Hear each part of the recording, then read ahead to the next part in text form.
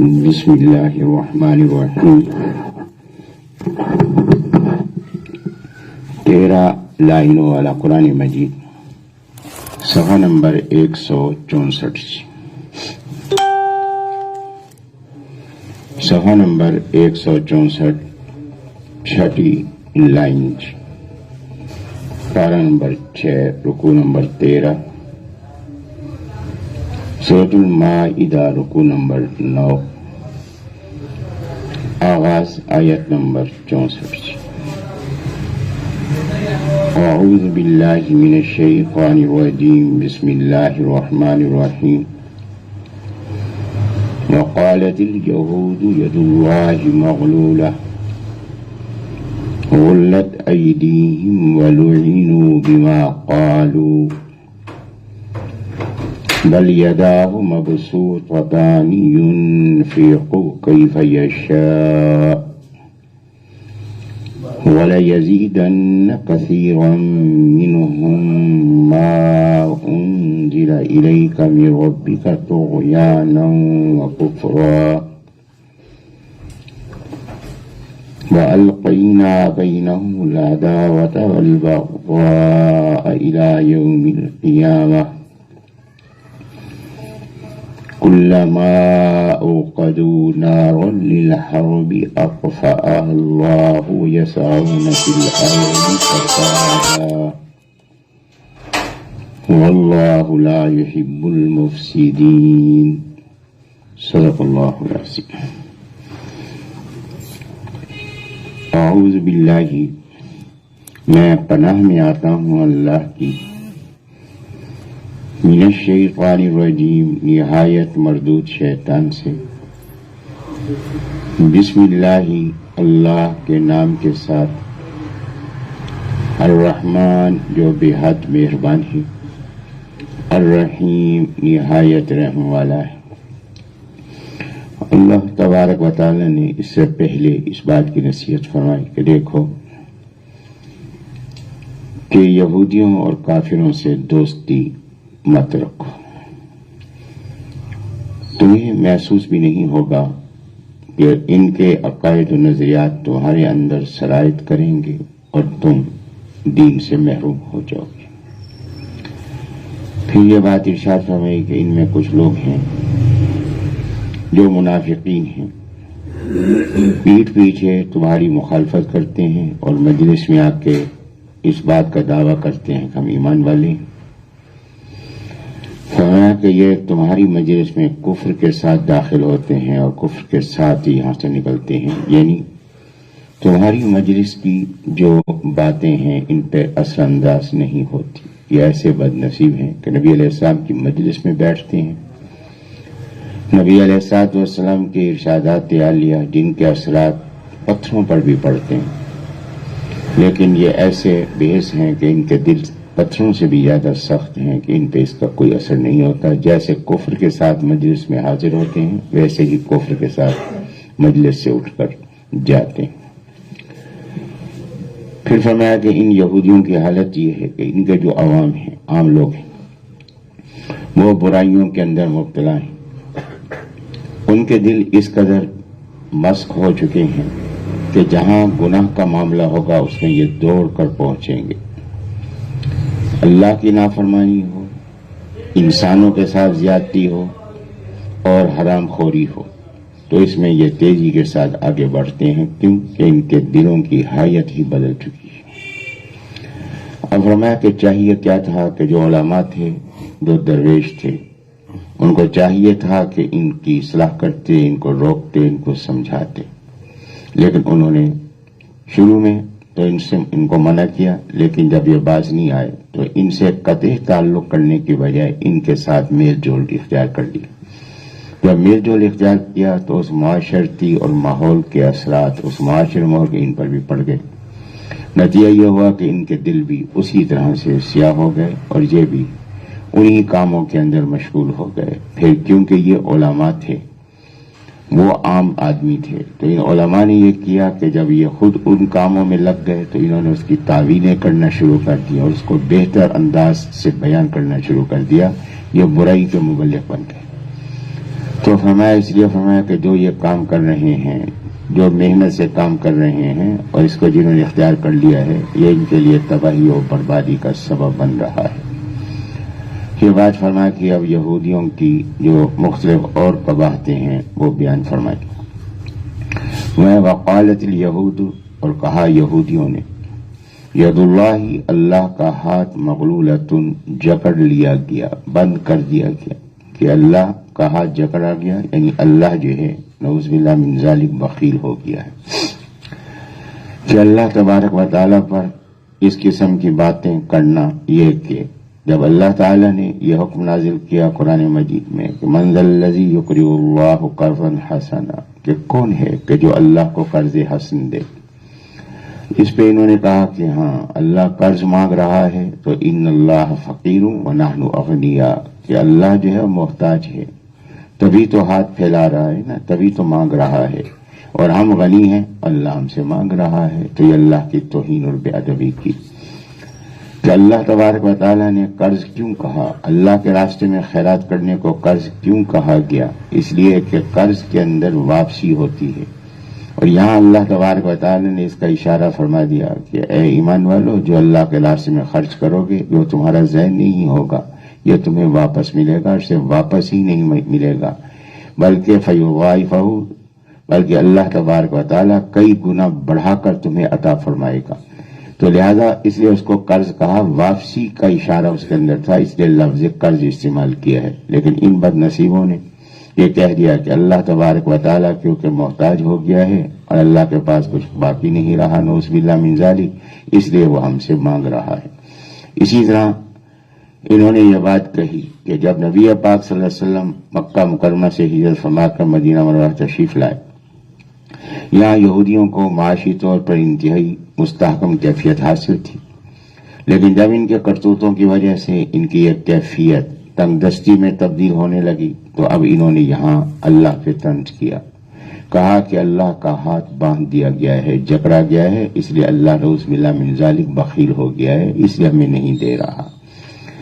تو اللہ تبارک و تعالیٰ نے اس کے جواب میں یہ بات ارشاد فرمائی، فرمایا کہ غلت ایدیہم،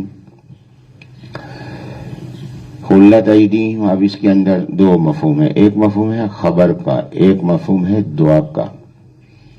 غلت ایدیہم، بند کر دیے جائیں، جکڑ دیے جائیں ان کے ہاتھ، تو یہ بد دعا ہے۔ تو اس میں ایک تعلیم دی ہے کہ جب یہ یہود اور یہ دین دشمن کوئی بات کریں ان کے لیے تم بد دعا کرو۔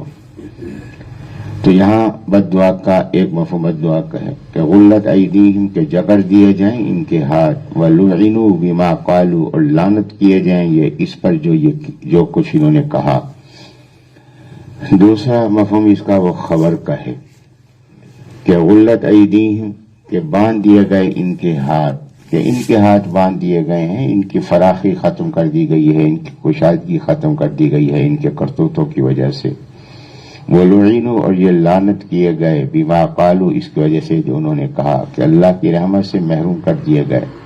دنیا کے اندر بھی یہ ذلیل و رسوا، دنیا کے اندر بھی یہ ذلیل و رسوا ہوں گے، اور آخرت کے اندر بھی ان کی تباہی یقینی ہے۔ تو اللہ کی طرف سے لعنت کا ہونا رحمت سے محرومی ہے، اور رحمت سے محرومی کیا ہے کہ انجام کار جہنم کا ایندھن بننا، اور دنیا کے اندر بھی اللہ کی طرف سے ذلت اور رسوائی کے اندر مبتلا ہونا۔ تو اس لیے اللہ تعالی نے اس بات کی خبر دی کہ یہ یہودی جو ہیں کہ یہ ہاتھ باندھ دیے گئے، کہ یہ ان کی فطرت ہی بخل ہے۔ آپ دیکھیں کہ یہودی جو ہے وہ ظاہری حالت کے لحاظ سے کتنا ہی دولت مند کیوں نہ ہو، زندگی گزارے گا اس طریقے سے جیسے کہ وہ غریب ہے، مستحق ہے دوسروں کی امداد کی۔ یہ کیفیت آج بھی یہودیوں کے اندر موجود ہے۔ اور دوسری بات یہ ہے کہ اللہ کی طرف سے لعنت، تو اللہ کی طرف سے لعنت ان پر برس رہی ہے، اور دنیا کے اندر بھی ذلیل اور رسوا وہ ہوئے ہیں، آج بھی ذلیل اور رسوا ہیں۔ کوئی یہودی کہلانا پسند نہیں کرتا، اور آج عیسائیوں کی کیفیت یہ ہے کہ یہودی عیسائیوں کے محتاج ہیں اور ان کی محتاجی میں چل رہے ہیں۔ تو ذلت کی کیفیت ان پر ہے، مسلمان بھی ان کو برا بھلا کہتے ہیں، اور عیسائیوں نے بھی ان کو اپنا محکوم بنا کے رکھا ہوا ہے۔ تو اس لحاظ سے معیشت کے لحاظ سے بھی یہودی مضبوط ہونے کے باوجود اپنا ایک ملک اختیار کر لینے کے باوجود بھی وہ محتاج ہیں تعاون کے، کس کے؟ عیسائیوں کے تعاون کے محتاج ہیں، اپنے وجود کو تسلیم بھی نہیں کرا سکتے ان کی مدد کے بغیر۔ تو یہاں اللہ تبارک و تعالیٰ نے اس بات کی خبر دی کہ جو اللہ تبارک و تعالیٰ کے بارے میں یہ انداز اختیار کرتا ہے اور اللہ کی گرفت میں آتے ہیں اور اللہ کے عذاب میں پکڑے جاتے ہیں، اگر بظاہر خوشحال بھی نظر آ رہا ہو لیکن حقیقتاً وہ عذاب کے اندر ہے۔ پھر آپ دیکھیں کہ یہودیوں کو جو سب سے بڑی اذیتیں ملتی رہیں وہ خود عیسائیوں کے ہاتھ سے ملتی رہیں۔ کہ آپ دیکھیں کہ جرمنی میں ہٹلر نے یہودیوں کو واجب القتل قرار دیا اور ان کو ملک سے نکالا، اسی طریقے حالانکہ وہ بھی مسلمان نہیں تھے، ہٹلر مسلمان نہیں تھا، جرمنی والے عیسائی مذہب سے تعلق رکھتے تھے۔ تو اسی طرح ان ممالک کے اندر بھی یہودیوں پر مختلف انداز سے سختی کا رویہ اختیار کیا گیا، تو یہ ذلت کی کیفیت ان کی چلتی ہوئی آ رہی ہے۔ فرمایا کہ بل یداہ، بلکہ اس کے دونوں ہاتھ، اللہ تعالیٰ کے دونوں ہاتھ مبسوطتانی، کشادہ ہیں، کھلے ہوئے ہیں، اللہ کے ہاتھ بند نہیں ہیں۔ اب اللہ کے دو ہاتھوں سے کیا مراد ہے؟ کہ ایک بات تو یہ ہے کہ عربی زبان کے اندر محاورہ ہے بسیط الیدین، بسیط الیدین یہ محاورہ ہے جس کے معنی ہے کہ دونوں ہاتھ کھلے رکھنے والا، یعنی یہ بہت سخی ہے، بہت کریم ہے، بہت خرچ کرتا ہے، کہ اللہ کے خزانے میں کیا کمی ہے، اللہ تبارک و تعالیٰ تو بہت دینے والا ہے۔ تو یہاں ایک اشارہ تو محاورے کے لحاظ سے ہے کہ بل یداہ مبسوطتان، بلکہ اس کے دونوں ہاتھ کھلے ہوئے ہیں، اس کے خزانے میں کوئی کمی۔ اور بعض حضرات نے یہاں دو ہاتھوں سے مراد یہ لیا ہے کہ ایک ہے مہربانی کا ہاتھ، رحم و کرم کا ہاتھ، ایک ہے قہر کا، غضب کا، غصے کا، پکڑ کا ہاتھ، کہ اللہ تبارک و تعالیٰ کے دو ہاتھ ہیں، کہ اللہ تبارک و تعالیٰ رحم بھی فرماتا ہے اور اللہ پکڑ بھی فرماتا ہے۔ اللہ کے دونوں ہاتھ کھلے ہوئے ہیں، اور جو اللہ کی اطاعت کرنے والے ہیں ان کے لیے اللہ رحمت فرما رہا ہے، اور جو اللہ کی نافرمانی کرنے والے ہیں ان کے لیے اللہ کی پکڑ آ رہی ہے۔ تو فرمایا کہ یہودیوں کی یہ جو حالت بیان کی گئی ہے یہ اللہ کی پکڑ ہے، تو یہ اللہ کی پکڑ والا ہاتھ ان پہ پڑا ہے۔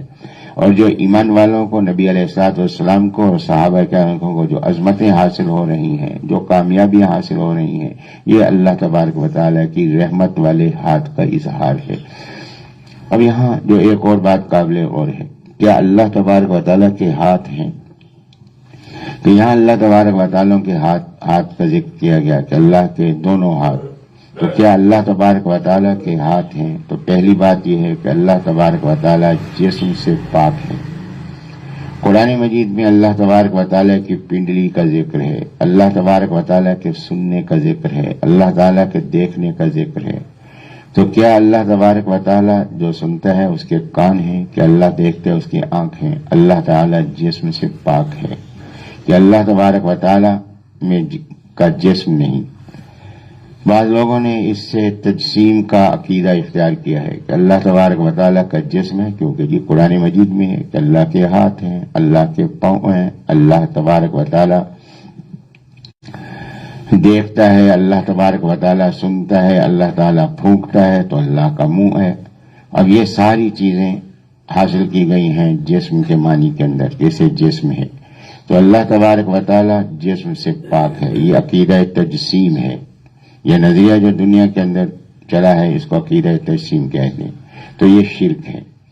تو ایک بنیادی بات شرک کی ذہن میں رکھ لی جائے کہ یہ چیز کہ جو اللہ کے ساتھ خاص ہے اس کو مخلوق میں مانیں گے تو شرک ہے۔ عالم الغیب ہونا، حاضر ناظر ہونا، مختار کل ہونا، یہ باتیں اللہ کے ساتھ خاص ہیں، اگر کسی مخلوق میں مانیں گے تو شرک ہے۔ وہ باتیں جو مخلوق کے ساتھ خاص ہیں اگر اس کو اللہ میں مانیں گے تو شرک ہے، کہ مخلوق ہے، ہم انسان ہیں، ہم سنتے ہیں، سننے کے لیے کان کے محتاج ہیں، دیکھنے کے لیے آنکھ کے محتاج ہیں، پھونکنے کے لیے منہ کے محتاج ہیں۔ اگر اللہ تبارک و تعالیٰ بھی ان کا محتاج ہے تو اللہ نہیں رہے گا، کہ محتاج اللہ نہیں ہو سکتا۔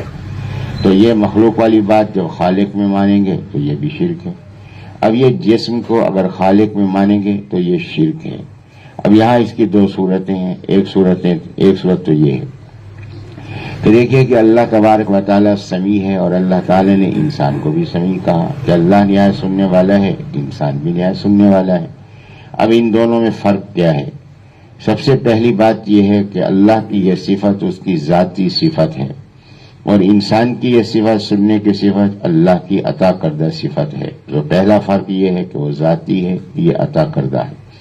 اور ان دونوں کے اندر دوسرا جو فرق ہے وہ سننے کے اندر یہ ہے کہ اللہ تبارک و تعالیٰ کی جو یہ صفت ہے اس کی ذات کے ساتھ لازم ہے، اور انسان کی صفت اس کی ذات کے ساتھ لازم نہیں، کہ اگر وہ بہرا ہے تو بھی انسان ہے، اور اگر بہرا ہے تو بھی زندہ ہے. لیکن اللہ تبارک و تعالیٰ کی صفت اس کی ذات کے ساتھ لازم ہے. اگر اس کی سماعت کو کمزور مانا جائے تو اللہ اللہ نہیں رہے گا.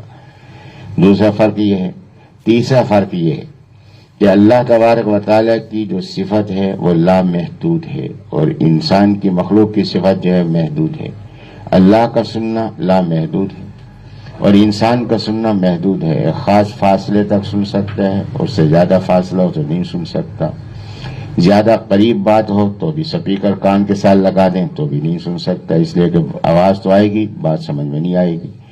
اللہ تبارک و تعالیٰ اس نزدیکی دوری سے پاک ہے.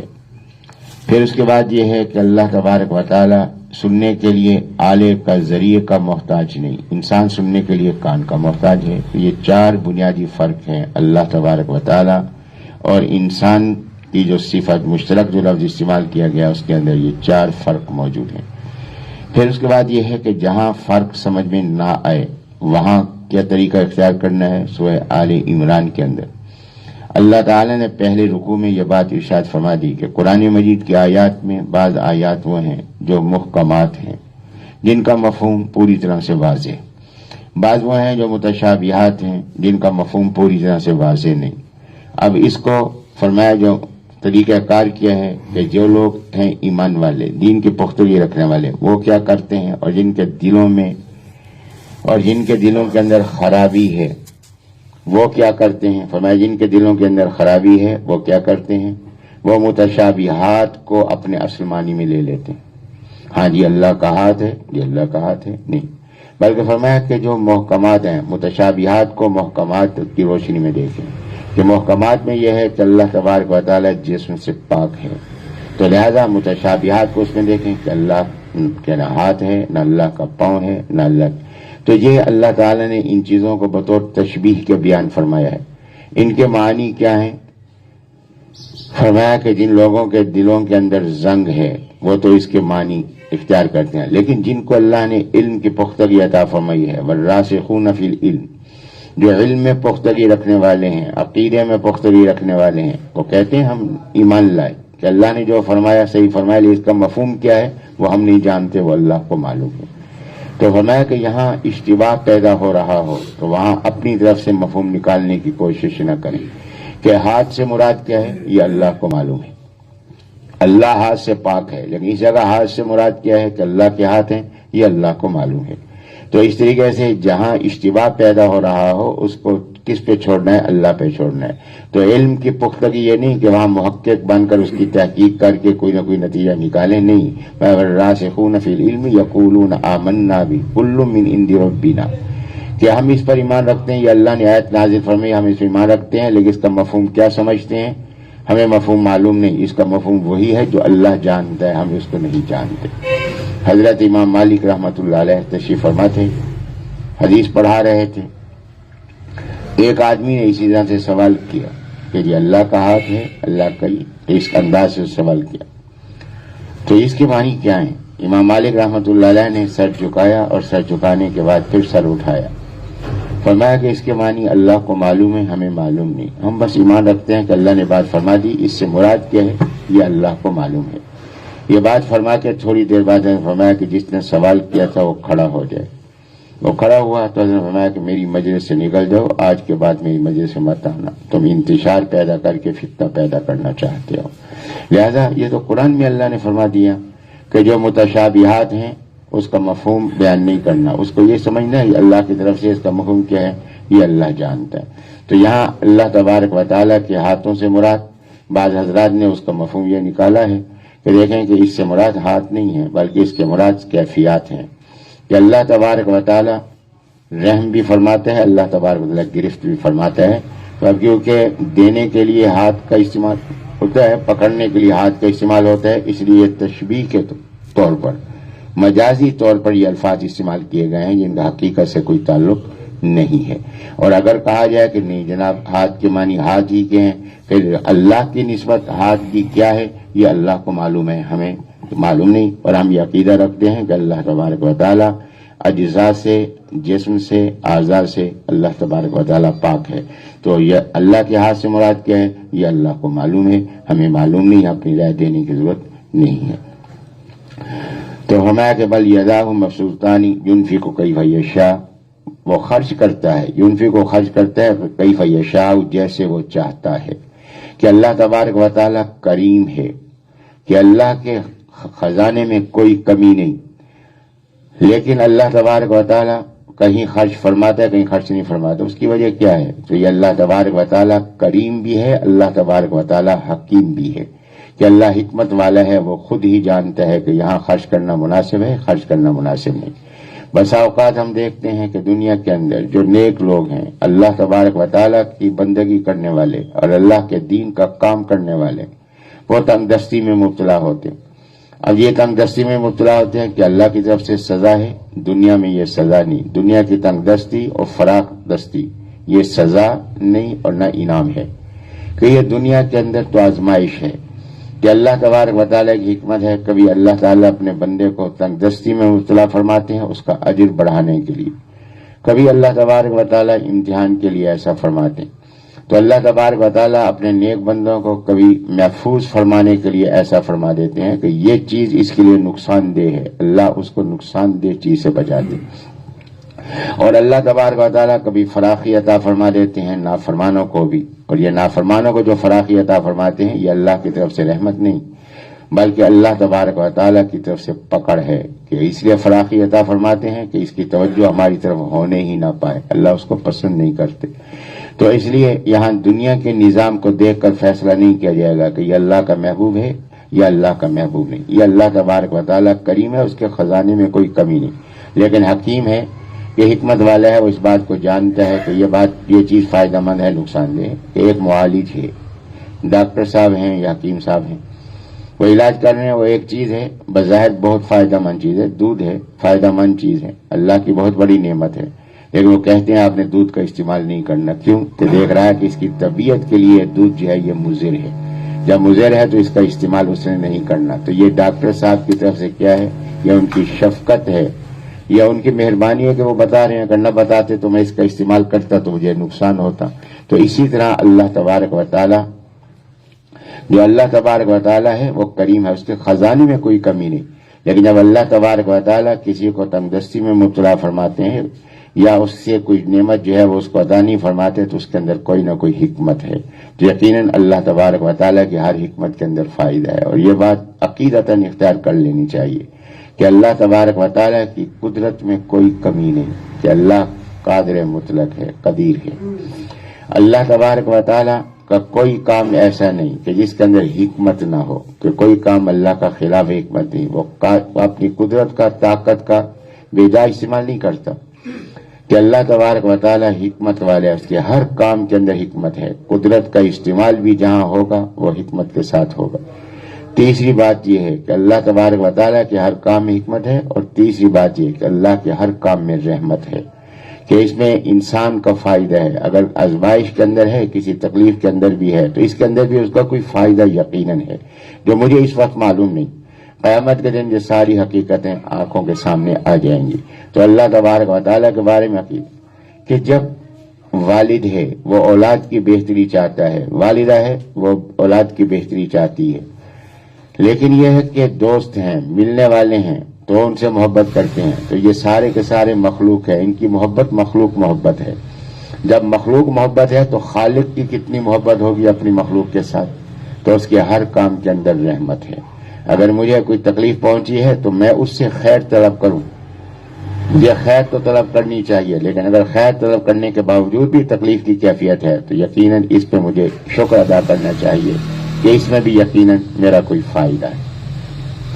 تو فرمایا کہ وَلَيَزِيدَنَّ كَثِيرًا مِّنْهُمْ، وَلَيَزِيدَنَّ اور ضرور بڑھا دے گا، كَثِيرًا بہت کو، مِّنْهُمْ ان میں سے، क्या चीज बढ़ा देगा, मा उनजिला इलैका, वो चीज के जो उतारी गई आपकी तरफ में रब्बी का, आपके रब की तरफ से। कि यह कुरान मजीद, ये अहकाम जो अल्लाह ने नाजिल फरमाए हैं, जब इस कुरान को सुनते हैं तो इनके सुनने की वजह से इनमें से बहुत से वो हैं कि जिनको ये कुरान बढ़ा देता है। किस चीज में बढ़ाता है, तो यानम व कुफरा, सरकशी और कुफ्र में बढ़ा देता है। अब सरकशी और कुफ्र में बढ़ा देता है, कुरान तो रहमत है, जब कुरान रहमत है तो ये सरकशी और कुफ्र में क्यों बढ़ाते हैं। तो फरमाया कि ये मिजाज के लिहाज से बात होती है कि आप देखें कि बारिश है, ये रहमत है, अगर मीठे फल के लिए उसमें ये पानी आएगा तो फल का मिठास बढ़ेगा, फल बढ़ेगा। और अगर कड़वी चीज है और उसमें यह पानी गिरेगा बारिश का, तो उसमें क्या मिठास पैदा करेगा, नहीं, उसकी कड़वाहट को बढ़ाएगा। तो लिहाजा क्योंकि उसकी फितरत के अंदर कड़वाहट है, उसकी फितरत के अंदर मिठास है। तो ये बारिश का रहमत होना जिसके अंदर शक नहीं। ये बारिश का कतरा गिरेगा, सीप के मुंह में गया तो मोती बना है, और सांप के मुंह में गया तो जहर बना है। तो ये सीप और सांप की वजह से है, बारिश की रहमत होने के अंदर शक और शुबा नहीं। तो कुरान मजीद के रहमत होने में शक और शुबा नहीं, लेकिन जिन्होंने अपनी फितरतें मस्क कर रखी हैं, नतीजा यह है कि वो कुरान से मजीद गुमराही के अंदर जो है बढ़ते हुए चले जा रहे हैं। आज ये बात हमारे सामने है, जिन लोगों ने कुरान मजीद का मफहूम अपनी मर्जी से लिया है, उसको अपनी मर्जी से समझने की कोशिश की है, गुमराही के अंदर बढ़ते हुए चले जा रहे हैं। और जहां अपनी मर्जी को, अपनी अक्ल को और अपने नफ्स को ताबे किया है अल्लाह तबारक व तआला के हुक्मों के, शरीयत के ताबे किए है, वहां हिदायत बढ़ती चली जाती है। इसलिए फरमाया कुरान मजीद में फरमाया कि ज़ादतहुम ईमाना, कि ये ईमान वाले वो हैं जब कुरान सुनते हैं तो कुरान सुनने की वजह से इनकी ईमानी कैफियत में, लज्जत में इजाफा होता चला जाता है। और जो लोग जिन्होंने अपनी तबीयतें मस्त कर रखी हैं, जब वो कुरान को सुनते हैं वो गुमराही में बढ़ते हुए चले जाते हैं। तो यहाँ फरमाया कि जो कुछ अल्लाह की तरफ से नाजिल हुआ है, यानी कुरान मजीद नाजिल हुआ जो आप पर, जो हिदायत है, जो रहमत है, लेकिन इसके बावजूद जिन्होंने अपनी फितरत को मस्त करके रख दिया है, फरमाया इनको जो है वो कुरान मजीद सरकशी और गुमराही में, कुफ्र में बढ़ाता हुआ चला जाता है। ये उस पर मजीद कुफ्र हुआ, एक बात नाजिल हुई, हम नहीं मानते, अब इनकार किया, तो पहले भी काफिर थे, अब एक कुफ्र और बढ़ गया, अब ये कुफ्र में बढ़ना शुरू हो गए। सरकशी कि एक हुक्म नाजिल हुआ कि इस पे अमल करना है, नहीं किया, उसके बाद फिर हुक्म नाजिल हुआ कि इस काम पे अमल कर, उस पर नहीं किया, तो ये सरकशी में इजाफा होता चला गया। तो फरमाया कि ये इनकार करना, ये सरकशी में और कुफ्र में इजाफे की कैफियत है। तो फरमाया कि उसकी वजह से ये कुफ्र में बढ़ते चले जा रहे हैं, सरकश में बढ़ते जा रहे हैं। जो बात अल्लाह से नाजिल है उस पर कोई ना कोई एतराज, जैसे अभी मैंने ये दो मिसालें गुजारिश की कि अल्लाह ताला ने फरमाया कि मंज़िल लज़ी युक़रिज़ुल्लाह क़र्ज़न हसना, कि अल्लाह को कौन कर्ज देता है, जो अल्लाह को कर्ज देगा अल्लाह तबारक व तआला उसको कई गुना इजाफे के साथ अता फरमाएगा। अब उस पे बजाय इसके कि इस बात को समझते कि अल्लाह तबारक व तआला की तरफ से तरगीब है अल्लाह के रास्ते में माल खैरात करने की, खर्च करने की, दुनिया में भी फायदा है, अल्लाह दुनिया में भी कई गुना बढ़ा कर देगा, आखिरत में भी उसका अजर अजीम, अल्लाह अजर अजीम अता फरमाएगा। कितनी नेमतें हैं जो अल्लाह तबारक व तआला अता फरमाएगा। लेकिन नहीं, यहाँ इस तरफ आने की वजह दिल के अंदर क्या थी कि दिल के अंदर सख्ती की कैफियत थी, नाफरमानी की कैफियत थी। तो फौरन कह दिया कि अल्लाह फकीर है, हम अगनिया हैं कि अल्लाह हमसे मांग रहा है, मनफी मानी लिए जा रहे हैं। तो फरमाया कि इसी तरीके से अगर अपनी फितरत को सही रखोगे तो मुस्बत अंदाज से आगे बढ़ोगे, अगर अपनी फितरत में बिगाड़ पैदा करोगे तो ये मनफी असरात उसके अंदर पैदा होंगे।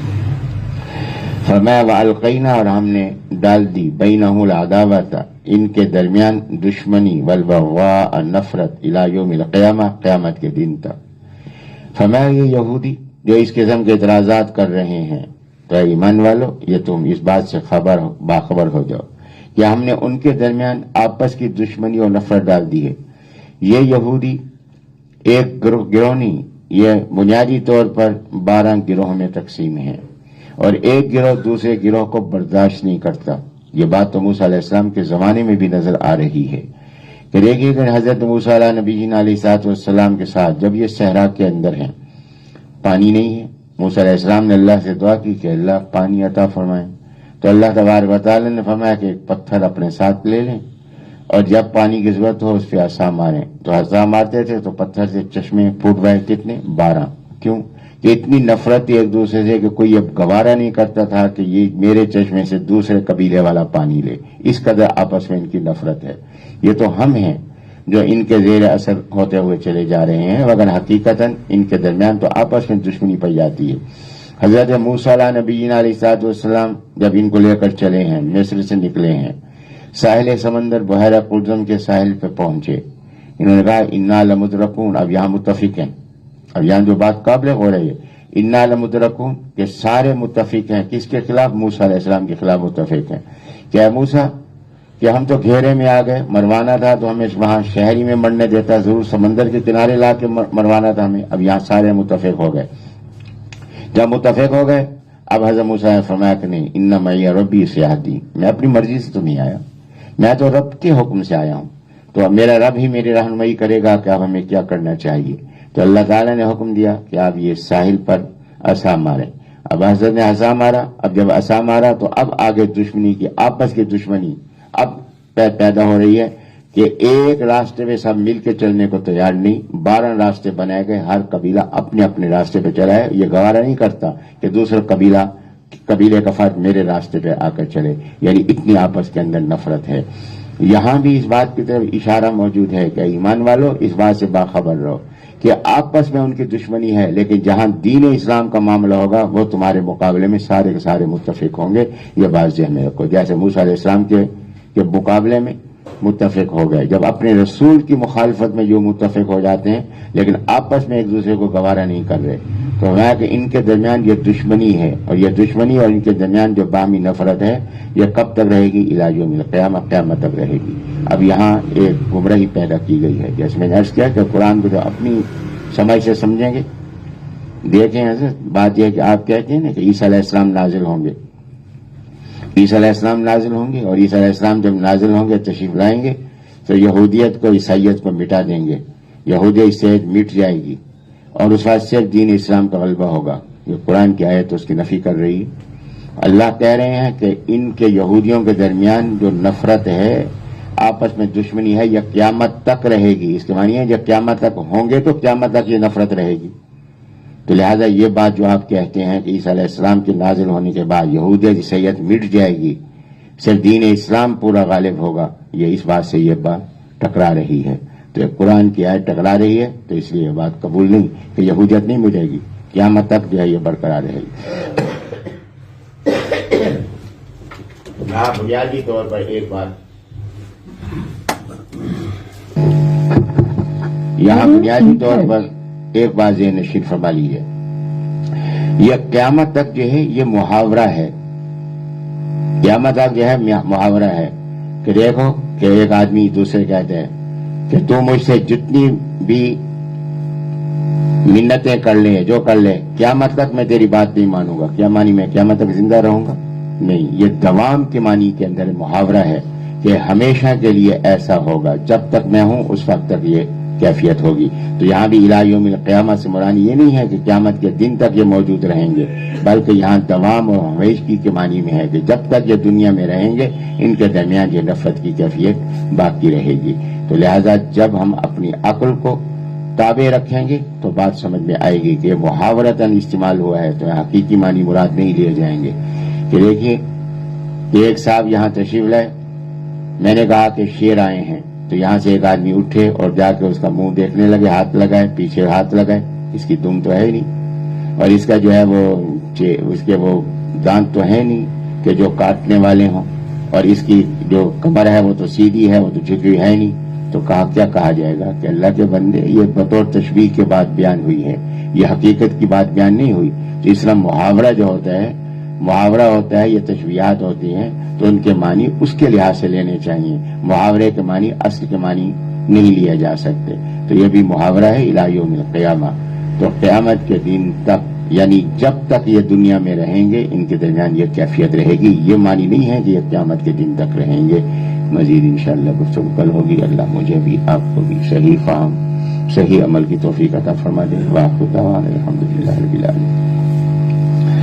الحمدللہ رب العالمین الرحمن الرحیم مالک یوم الدین. اللہم صلی وسلم وبارک علی سیدنا مولانا محمد النبی الامین وعلى آله وصحبه كما تحب وترضى عدد لما تحب وترضى. اللهم أيد أمير المؤمنين والمجاهدين، اللهم انصرهم ولا تنصر عليهم، اللهم ثبت أقدامهم إنك أنت على كل شيء قدير. اللهم اغفر لنا ولوالدينا ولأولادنا ولإخواننا الذين سبقونا بالإيمان ولجميع المؤمنين والمؤمنات إنك أنت الغفور الكريم، إنك أنت الغفور الرحيم. فاغفر وارحم وأنت خير الراحمين. اللهم إنا نسألك خير الدنيا وخير الآخرة، ونسألك العفو والعافية والمعافاة في الدنيا والآخرة. اللهم ربنا لا تزغ قلوبنا بعد إذ هديتنا وهب لنا من لدنك رحمة إنك أنت الوهاب. اللهم ربنا آتنا في الدنيا حسنة وفي الآخرة حسنة وقنا عذاب النار وقنا عذاب القبر ولا تخزنا يوم القيامة. اللهم ارزقنا شفاعة النبي صلى الله عليه وسلم وتقبل منا إنك أنت السميع العليم وتب علينا إنك أنت التواب الرحيم. اللهم إنا نسألك علما نافعا وعملا متقبلا ورزقا حلالا طيبا واسعا وشفاء من كل داء. اللهم اغفر وارحم وأنت خير الراحمين. اللهم ربنا تقبلنا وتقبل أزواجنا وأولادنا وأموالنا وأحبابنا وأقاربنا وجميع المسلمين المسلمات كما تقبلت صحاب النبي صلى الله عليه وسلم. اللهم نور قلوبنا بالإيمان كما نورت قلوبهم وارزقنا اتباعهم بإحسان وأدخلنا معهم في جنات الفردوس برحمتك يا أرحم الراحمين. اللهم إنا نسألك من خير ما سألك منه نبيك محمد صلى الله عليه وسلم ونعوذ بك من شر ما استعاذ منه نبيك محمد صلى الله عليه وسلم. أنت المستعان وعليك البلاغ ولا حول ولا قوة إلا بالله العلي العظيم. صلى الله تعالى على خير خلقه محمد وعلى آله وصحبه أجمعين برحمتك يا أرحم الراحمين.